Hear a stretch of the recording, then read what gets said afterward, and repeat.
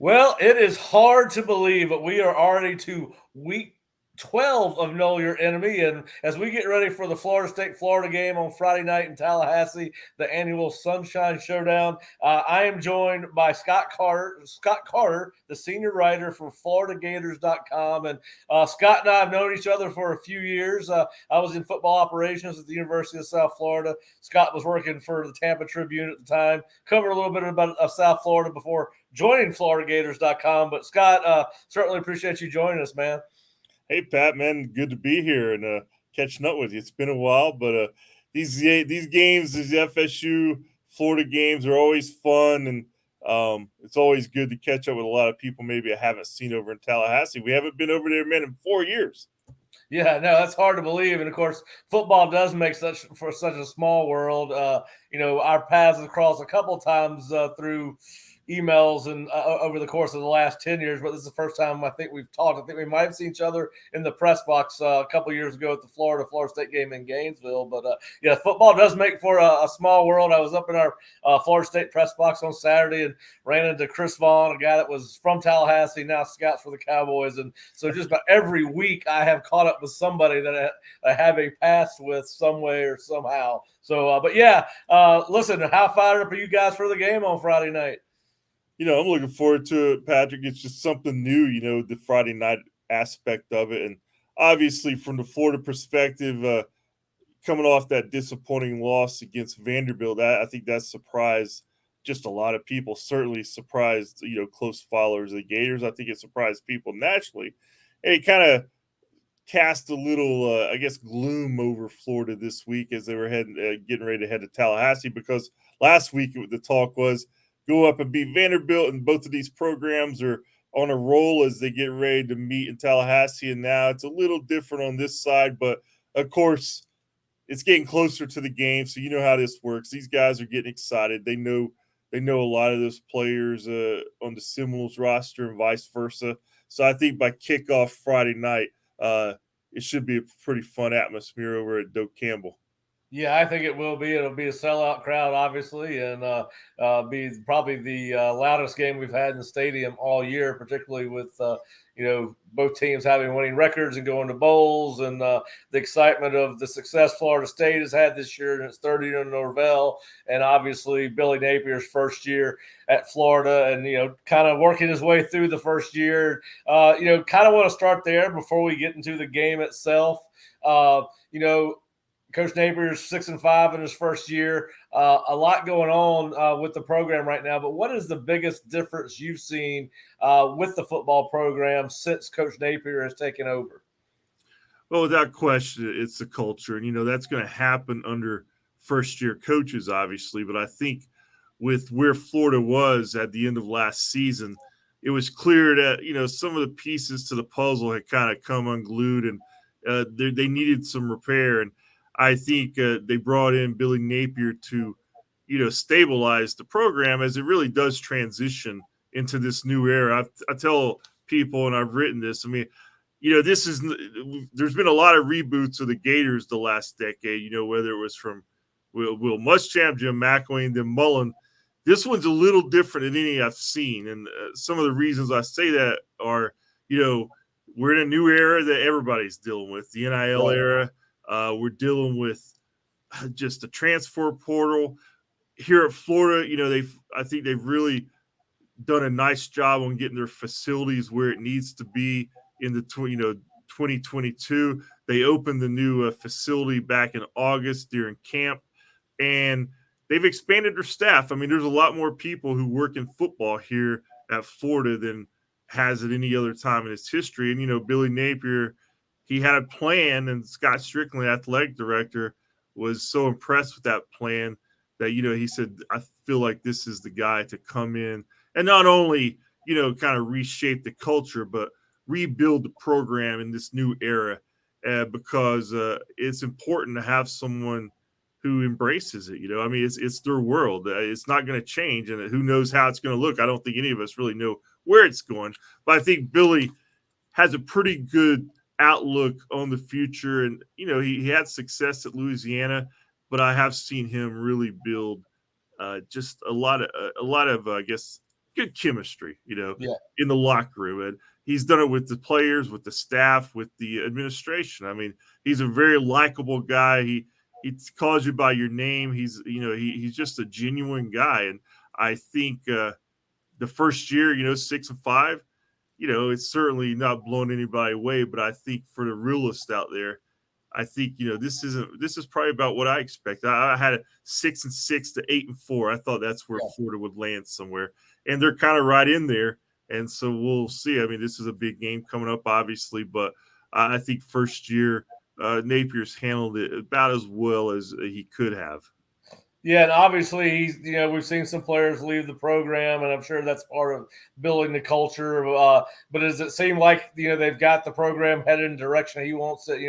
The guys that are there now are tied in and ready to roll. Yeah, I think the guys who are here, the veterans and the young guys, I mean, they have bought in. There's been a lot of talk of that lately, and even this week. I mean, last week certainly did not go the way anybody wanted, but I don't feel like they've checked out or anything. I thought last year's team, you could tell at the end, some guys were in, some guys were out. You knew there were going to be a lot of changes, and there's still going to be changes on this roster. I mean, this is not a typical Florida Gators roster for people out there who really know this program. I mean, it's a roster that's down. I can make the argument that it's probably one of their least talented rosters in 20, probably even before Spur, if you really want to go back that far. Yeah, okay. Because so they're going to be a lot of new players here next year. There's going to be a lot that are here now that are going, but there's also some real pieces to the puzzle that have made progress this year, and I think that's where they're hanging their hat on. We've got some guys on the first team on both sides of the ball that we can build with, but they know after that the depth is not there. And that's where the real focus will be in recruiting with the transfer portal. And, they've got some work to do to get this where they want to do it, get it. But I do think there are some good building blocks. Well, listen, we have seen it. We've seen it slowly transform here Yeah. under Mike. Did not look great the first year he was here. I believe it was 3-6 in that COVID year, and then really did not start seeing a lot of improvement until midway through the first year, second year, and then of course it's been really good the last year and a half. So yeah, listen, and this whole NIL thing, transfer portal, is certainly going to allow coaches that manage that properly to be successful and flip these programs relatively quickly. And I know obviously that you guys have certainly been recruiting hard there. I know you can't talk about that, but we've already seen the efforts on the recruiting front. You guys flipped the Florida State commit over there. But listen, you've already kind of talked about the temperature around the program with the loss to Vandy. Obviously very disappointing for the fan base and obviously inside the building.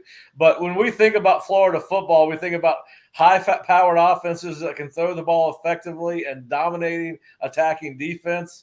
That has not necessarily been the case with Florida this year. Obviously, they've always run the ball well, but more dependent on the run this year.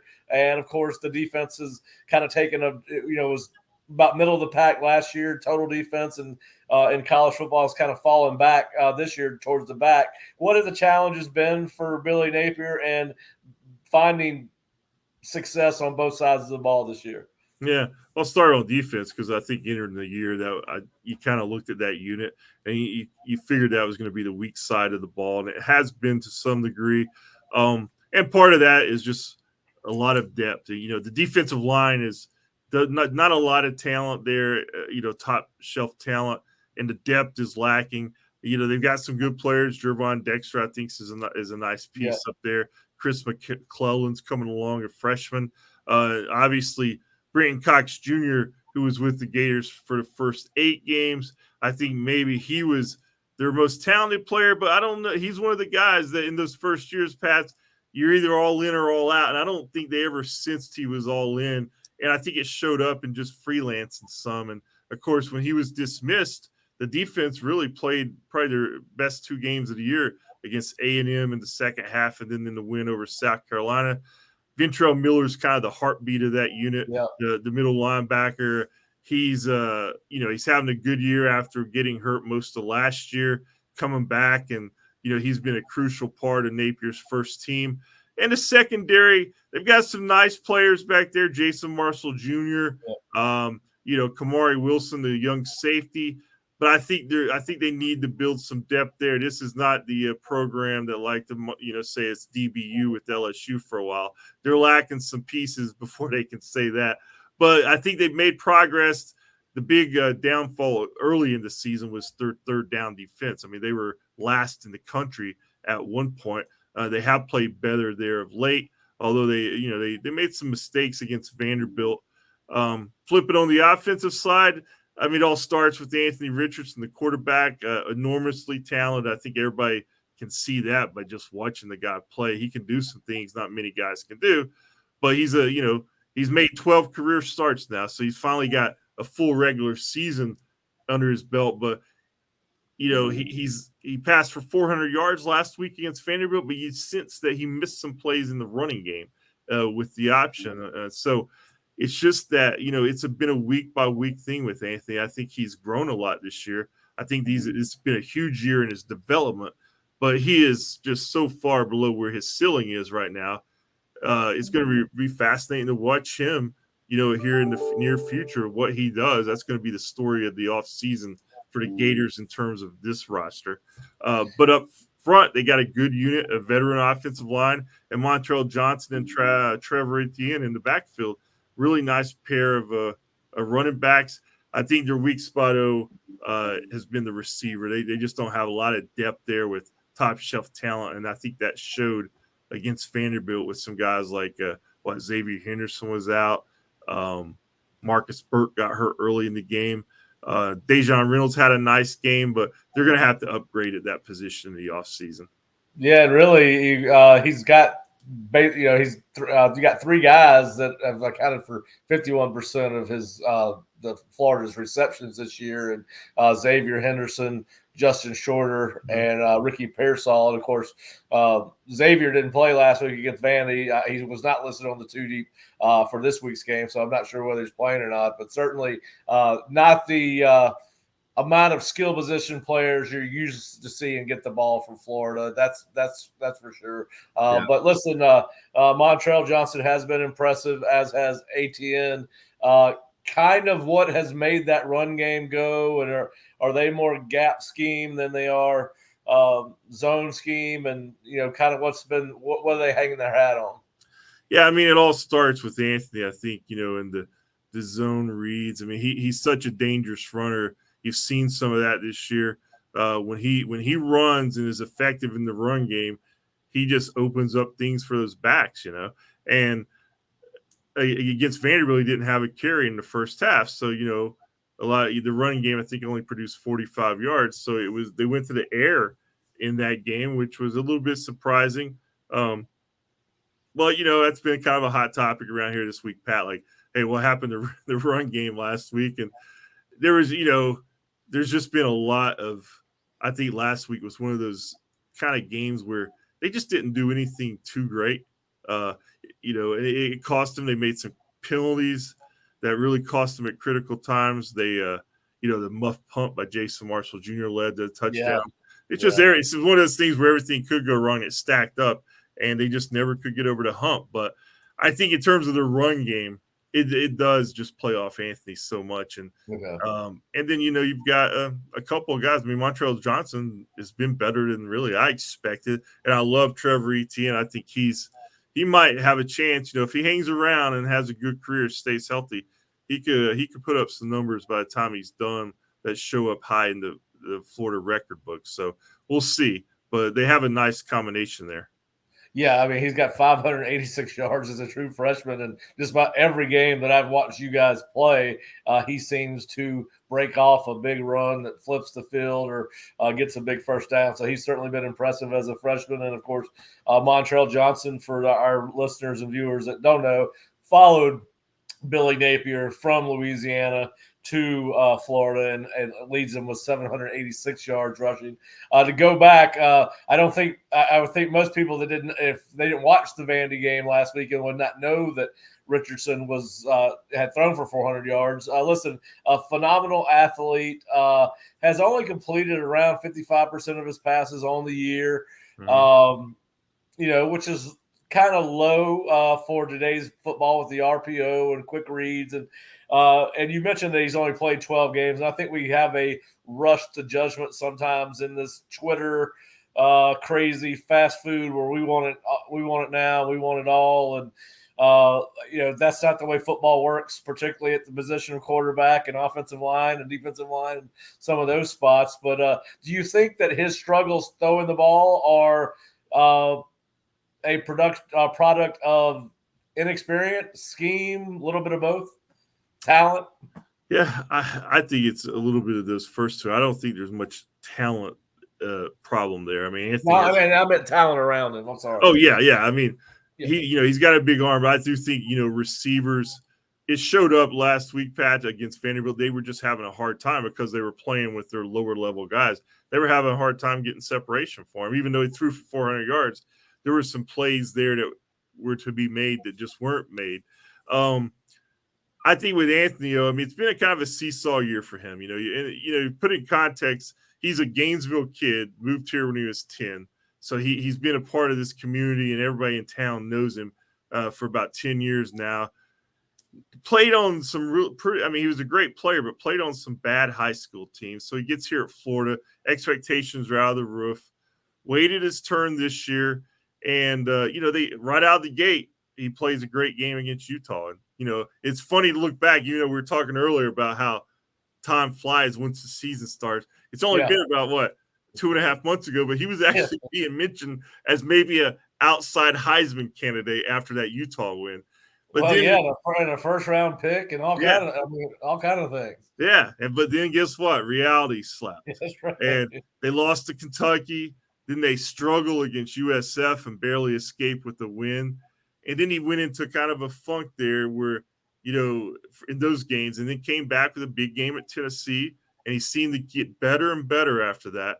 And I think it's just your classic young quarterback who's suffering the growing pains of the position in front of us all, as he's the starter of the team, the face of the program, first year coach, new system.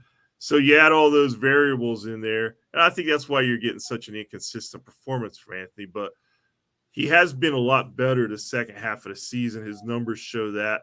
And it's going to, like I said, I mean, he's such a unique talent because the guy can do things that, there is a reason why these NFL scouts love him, man, because he can do things that not many guys can do at that position, but he still is a long way from being a finished product. And we'll just see how it shakes out with him in his future. Because as I said earlier, everybody kind of is already wanting to know, well, what's Anthony going to do after the year? I'm not even for sure he knows, but I do know that if he leaves, somebody's going to really take a shot on him. And if he comes back, the Gators should be better off for it next year. Yeah. Listen, and I would have to think that he's going to be back in college football, which I assume means Florida. I don't see, if you're the 9th or 10th best quarterback in the draft, you're going in the 5th or 6th round. And, so that's, I think it would probably, he doesn't need my advice, that's for sure. But I know that y'all probably like for him to come back. No, I agree totally. Just as a guy who plays that position and where he is in his career, he needs a lot more seasoning. Yeah. And, coming back and playing another year. But I understand there's so much pressure out there on these guys. And a lot of people get in their ears, and you just don't know which way it's going to go until he makes it official, Yeah. Listen, I would have to think that he's probably going to ask for a draft grade, which a lot of these guys are going to do. And then the other part of this is, hey, we're talking about the same thing here with Jordan Travis and, these little conversations over drinks and dinners and things about, because he's projected, to be a later round draft choice. And does he take the chance and come out, or does the NIL has changed that, right? Because now you can say, hey, you want to go make $400,000 or $250,000 to sit on the bench for a year and be on the practice squad, or do you want to play 12 games and go to a bowl and make $400,000 a year? So, or whatever, It is a dude dynamic in the whole system, right? Yeah, yeah, it does. It's crazy, man. Some of these numbers I've been hearing some of these kids are getting around the country is it's just been phenomenal. Listen, obviously, State's defense is particularly secondary has played much better this year than it has the previous years. Florida runs the ball very well. Florida State, if they struggle on defense, it has been against the run. They're giving a little bit over 140, I believe, a game. What do you think Florida has to do to be successful against Florida State's defense on Friday? I think it's going to go start with the run game. I mean, that's kind of been the motto. Really, once the second half of the season started unfolding, you saw what the strengths of this team is, and really the strength of Billy Napier's coaching career. I mean, he's talked a lot about this year. I mean, he's always had tough physical running games, and he says that's what they've always hung their hat on. And I think when they are able to move the ball effectively on the ground consistently, that's when they're at their best. And then when you are able to do that, obviously, then it gives Anthony a chance to, air it out once in a while or just take off himself and make plays. So I think that's what they're going to want to do. I mean, I was looking, I think, isn't Florida State, I think they're 11th nationally defense. Is that right? Yeah. Yeah. I mean, it's a big challenge for Florida, but they're going to have to run the ball and then, see whoever's playing at receiver. I don't know the status of a couple of these guys, Henderson and Pearsall. I mean, I don't know if they're going to be able to go or not. If they don't, I mean, it's going to make it harder for Florida. Right. But so if they're not there, obviously, then Johnson and Etienne and Anthony, I mean, they're really going to have some success in the run game to have a chance, I think. Yeah, I agree with you. When we've been talking about this around here for a couple of days, and I think that's the key for Florida. Of course, y'all have a mammoth offensive line, some big guys, and y'all have rushed for the 17th most yards in the college football this year. So you've had success. Y'all put some points on the board against some good teams. So I think that's the key matchup: Florida's offense versus FSU defense. I want to flip that to the other side. Obviously, Florida State is one of the best big play offenses in college football, particularly big plays running the ball. Unfortunately for Florida, y'all have struggled against the big plays. You have given up a lot of runs. I've got the number here somewhere. It's kind of opening when I did the research, but Florida is 96th and 96th and giving up pass plays of over 20 yards, 106 pass plays of over 10 yards versus 96. And then run game, FSU ranks 5th in runs over 10 yards, and Florida ranks 108th in giving them up. How do you see Florida's defense try to slow down this offense? What do they have to do to be successful on Friday night against Florida State's high-powered offense? Well, I mean, one thing they've had going for them all year is they've been good at creating turnovers. I think they've created a 19 or 20. I know it was 19 last week. They're right at the top of the SEC in that regard. So they're going to have to do that, obviously, Pat. They talked a lot over here yesterday when we met with the players. Johnny Wilson's name kept coming up. I mean, a big 6'7" receiver. Yeah. They haven't seen a guy like that this year. So that's going to test them on the outside. I mean, Jason Marshall Jr., Avery Helm, those guys at the cornerback position. They got some length, but they're not 6'7", so that could be a big advantage for Florida State on the outside. I think most of all, and it might sound a little boring here, I just think Florida has to just fulfill their assignments. It's the old do your job. Yeah. That's where they really got, I think, in trouble with Cox some earlier in the year because he was a freelancer.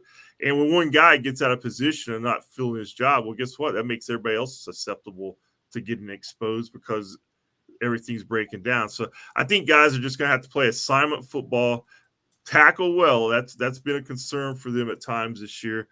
They've had some games where they have tackled well. They had some games where they haven't. So I think it comes down to the basic for that defense because I don't think they're going to shut down Florida State. I think Florida State's going to move the ball, but it's kind of the old bend, don't break, and get a turnover here and there and try to take advantage of it. I think that's how Florida can go over there and pull off the upset. I think they're about 10-point underdog, and it's going to be a great environment over there for FSU. And they're wanting to get Norvell his first win against the Gators. So it's going to be a tough assignment for them. Yeah, listen, and of course, we hear it all the time, and to some extent, it's true. You can kind of throw out the records with this game, and of course, the records here are within 2 games of each other, so it's not like it's David and Goliath here. It's going to be a good game, but if I'm not going to ask you for a prediction or anything, but if both teams play well, do you think this is a game that will be a deep four quarter game? I think if both teams play well, yeah, I really do. I think it's going to. I think if both teams play well, I think we're going to see quite a bit of points. I don't think it's going to be a 17-14, both teams knocking each other around defensively. I think if both teams are playing well and making plays, I think we're going to see a game, in the mid 30s, maybe for each team. So that's the kind of game I wouldn't mind seeing. Friday Night Lights, man, that'd get everybody fired up, seeing an offensive shootout. But I think Florida, for that to happen, they're going to have to, again, you're going to have to run the ball. You're going to have to get a turnover or two and take advantage of it. And Anthony is going to have to be at his most consistent. He's going to have to make the good decisions, make the good reads that are there. And then, as he can always do, make a couple of those plays that, wow, now we know why everybody loves watching this guy play. I think that's what has to happen. Yeah, listen, and Lord knows with what we saw last week in college football, anything is possible on a Saturday. I don't know how much of that Tennessee game you got to see against South Carolina, but did you ever imagine, going into that game that think South Carolina would be the team to score 60 points? No, we got back from Vanderbilt that night. We flew back right after the game, and I get back to my house and started working a little bit. And I just popped on Twitter and I saw like a score like 49-31. And I just assumed Tennessee was winning. And it was South Carolina. I mean, that's probably the most surprising score I've seen all year in college football when I first saw that, It'd be like, I don't know, flipping on the. Yeah, I was coming home to watch UCLA USC game, and I just kind of happened to pass by it because I figured, listen, this is going to be a blowout. Tennessee is going to, and somebody sent me a text right before I turned the television on. Are you watching the Tennessee game? And so I knew I had to turn it on, and then of course, the other game that really surprised me last week was in the ACC, which was Georgia Tech beating North Carolina. Yeah. So listen, college football is crazy, but and neither one of those 2 games will match the intensity of the one we're about to see on Friday night. So it is going to be fascinating. And are you going to be here for the game, Scott? Yeah, I'll be over there. Coming over. I'm going to drive over Friday midday and come over and check it out. Always enjoy coming over to Tallahassee. I can't believe it's been this long. I mean, I can't even remember if I've been back. I wasn't at the basketball game last week. Obviously, my colleague was. He covers basketball, so I haven't been to Tallahassee in a while, but always enjoyed over there. Yeah, it's going to be a great atmosphere.